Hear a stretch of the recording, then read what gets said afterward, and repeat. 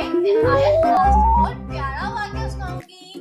یہ ہے حضرت مریم علیہ السلام کا قصہ، جنہیں اللہ تعالیٰ نے بہت بلند مقام عطا فرمایا۔ امی جان، حضرت مریم کون تھیں؟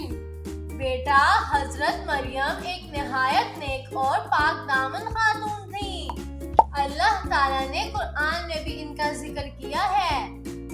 ترجمہ: اور اس کتاب میں مریم کا ذکر کر جبکہ وہ اپنے لوگوں سے علیحدہ ہو کر مشرقی مقام میں جا بیٹھی۔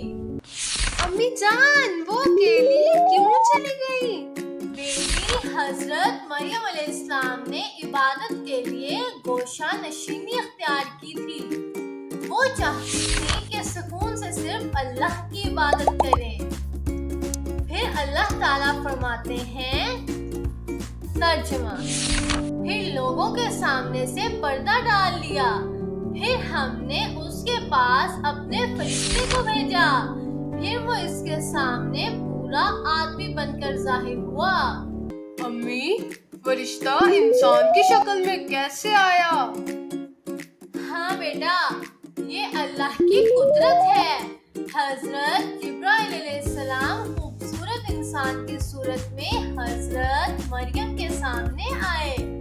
حضرت مریم ڈر گئیں اور کہا، ترجمہ: کہا، بے شک میں تجھ سے اللہ کی پناہ مانگتی ہوں اگر تو پرہیزگار ہے۔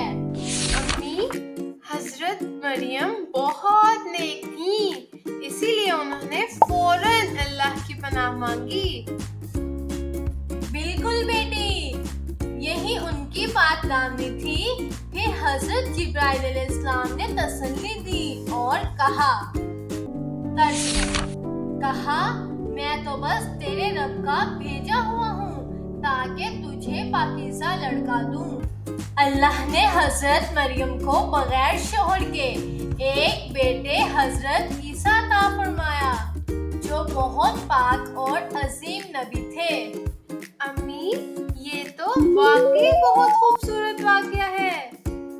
ہاں بچوں، اس سے ہمیں یہ سیکھنے کو ملتا ہے کہ جو لوگ اللہ پر بھروسہ کرتے ہیں، اللہ انہیں اپنی خاص رحمت سے نوازتا ہے۔ اس سے آگے کیا ہوا وہ ہم جانیں گے اپنی کہانی کے اگلے حصے میں۔